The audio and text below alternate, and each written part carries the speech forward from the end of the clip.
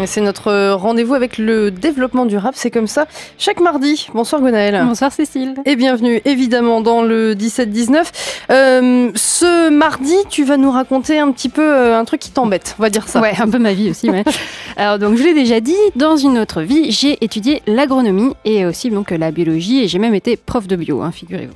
Et donc, non, pas longtemps. Et donc, chaque métier entraîne souvent des petites habitudes ou des modes de pensée un peu bizarres pour le commun des mortels, ce qu'on appelle les déformations professionnelles. Et une des miennes, c'est de tiquer quand j'entends parler de légumes et de fruits et légumes. Et pourquoi ça ? Alors, quand j'entends légumes, moi je pense légumineuses, les fabacées pour les intimes. Donc c'est les haricots, le soja, la luzerne, les lentilles. C'est cette merveilleuse famille de plantes qui a la capacité de se mettre en symbiose avec des petits champignons au niveau de ses racines et de récupérer l'azote de l'air. Car oui, il y a de l'azote dans l'air, il y a de l'air dans le sol et les vers de terre respirent. On est content. Donc les petits champignons, donc ils vont fixer l'azote et ils vont le passer à la plante et ça permet à ces plantes d'être super riches en protéines végétales et ça en fait donc des super aliments pour nourrir les animaux comme les vaches, les cochons ou alors nous.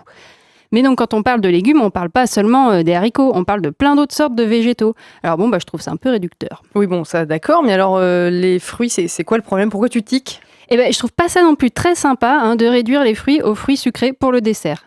Alors au niveau biologique, il faut savoir que le fruit, c'est ce qu'on obtient quand on a une fleur qui est fécondée et donc qui va contenir les graines.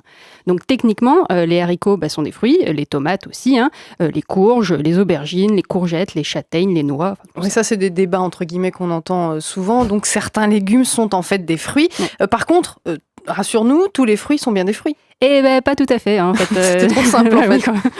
La fraise, par exemple. En fait, la fraise, c'est ce qui porte les fruits de la plante. Les vrais fruits sont les tout petites graines qui sont toutes dures et qui nous restent dans les dents. Et puis il y a aussi des fruits qui n'ont plus de graines, comme la banane par exemple. Et est-ce qu'on peut vraiment parler de fruits ? Ouais, tout ça prête vraiment à confusion. c'est philo ce soir. Donc c'est pourquoi j'ai été chercher les définitions des fruits et des légumes dans mon fidèle dictionnaire de poche édition 1988. Donc on y va. Fruits, nom masculin, inclinaison donnée au côté extérieur d'un mur. Oui. Non, t'es sûr ? Oui, il y avait une autre au-dessus. Oui, c'est ça. Fruits, nom masculin, production végétale qui succède à la fleur. Oui, parfait, bien, court, correct, efficace. Bon, on passe à légumes. Nom féminin, dans le langage populaire, personnage influent. Mais donc une grosse légume, c'est ça l'expression. Il est vieux ton dico. Il faut croire. On a aussi quand même légumes, nom masculin, végétal, employé comme aliment. Ouais, voilà, ça c'est mieux. Voilà. Là, d'accord.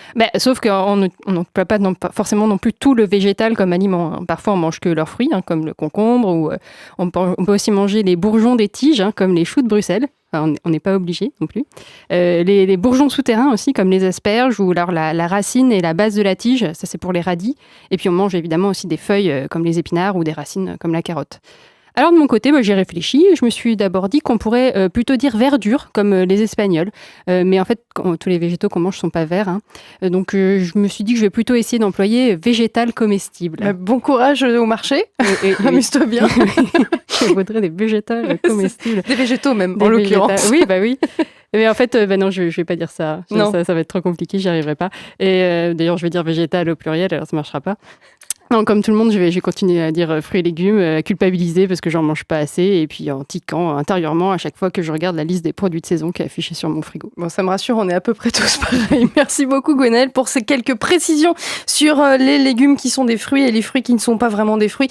Mais vous l'aurez compris, si on dit fruits et légumes, on se comprend quand même tous à peu près. Même. À la semaine prochaine. À la semaine prochaine. Bye. Info, culture, musique.